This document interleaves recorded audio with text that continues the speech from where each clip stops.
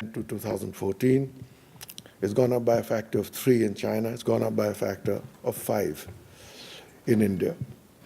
Similarly, if you look at the number of companies that are being invested in, the 260 that happened a year ago, this year, the first quarter has seen 150. So you're clearly, again, going to a multiple of that size. The number of VC-backed M&As, again, China, India, Israel, about the same level. The very interesting thing is that in the time it takes from VC-backed to a VC-backed M&A, it is the shortest. Gives you a sense of how quickly the ramp-up is in terms of growth. Just in the last 3 years, each quarter, the amount of funding. Sort of a sense of sectoral breakup of investments on where they're going. You can see there's a lot in the consumer web, payments, e-commerce is a big piece of it. Again, the total investments on venture capital, private equity, they've been growing. They hit a peak in 2007, went down, came up again, but grew again by about 16%. This piece is important because a lot of the exits of the angels and the VCs are actually coming in from these investments. A lot of positive government measures, very interesting, some of them. We had problems with regulations on VC funds. They've been sorted out. I'm part of a team that's put together the idea, and we're doing a $2 billion fund of funds which the government will put up, but it won't run those funds. These will just be used to kickstart early stage funds to invest in startups. I was on a committee that the new government created to look at what are the gaps in financing startups, not just in equity, but also in debt. Measures are being put in place for that.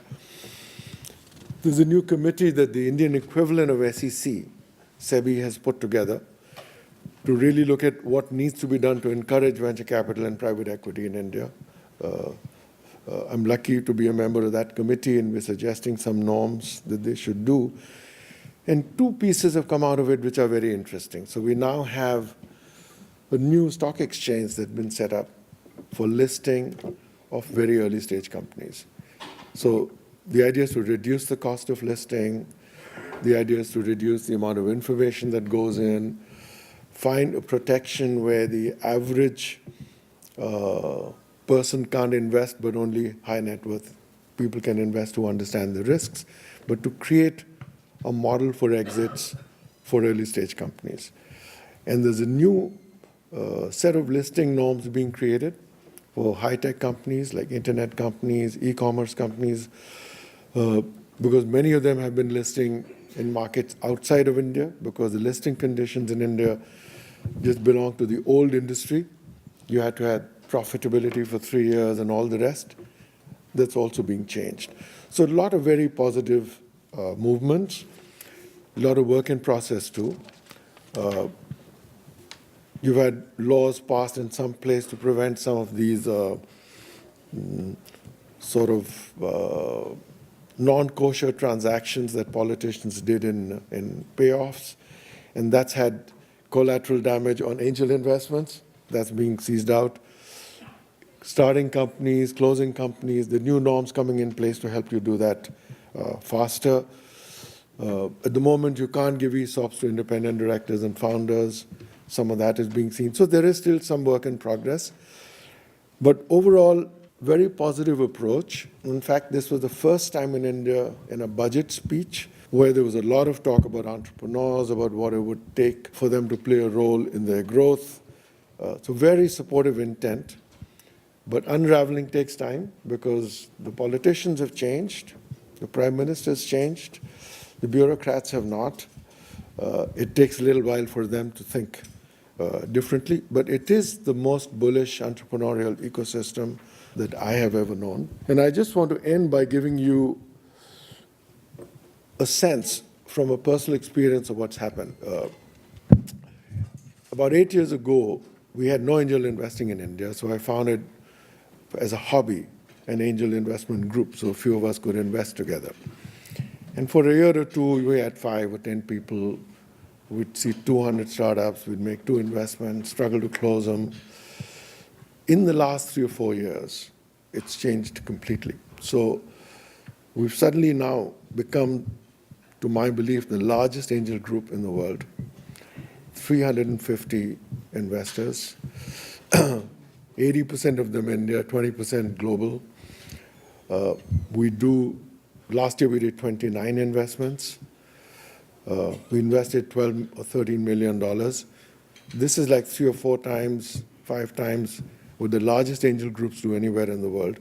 And this gives you an idea of what's happened to the entrepreneurial ecosystem. We see 4,000 entrepreneurs every year when we invest in 29.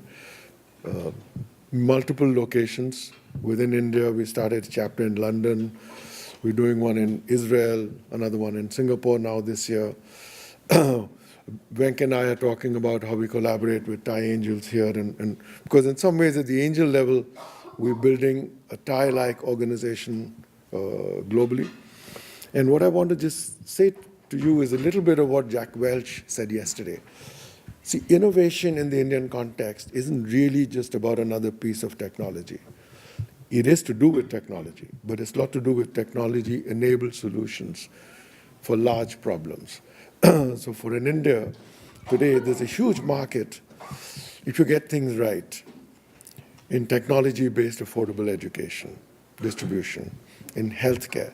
Some of our most successful investments, where we've got 20, 30, 80 times our money back, have been in areas you wouldn't think about. Is in a quick service restaurant chain. In an internet company that actually is doing hotel reservations in class 2 and class 3 towns and villages and small hotels. And these are investments we've been bought out by VC funds out of the US. Affordable healthcare devices that have got FDA approval in the US. It's not all about e-commerce. It's not about tech. Much, much broader. So I would just say to you, about India over the last 2 or 3 decades that I've been back from when I was living in the US, and everybody would say, in India, the future is always bright, but the present never looks great. But I would say to you today that actually I've never seen a more exciting presence. The future genuinely is bright. And if I have only one regret, is I would love to be a 30-year-old in India doing a startup. Thank you. Yeah. Although we are sort of late on time, but I want to ask you one question. There was a lot of concern, at least a year or two ago, when I was involved in angel investing, to invest money from here to Indian small companies. There are all kinds of tricky legal barriers. Could you comment on some of the stuff changing? There's actually none right now, so please write your checks. Just to give you an idea, right now, there's about 80, 90 of our members or investors are actually sitting around the world. They all invest in India. We invest abroad. We've made investments in the US, in US companies, in English companies, in French companies. The biggest thing that's actually making this whole work today is right now, there's total fungibility of ideas, of investments, and of entrepreneurs between the US and India. It's beginning to extend now to London, and hopefully it'll go to Israel. And that's why it's becoming a very, very different scene. Great. Thank you.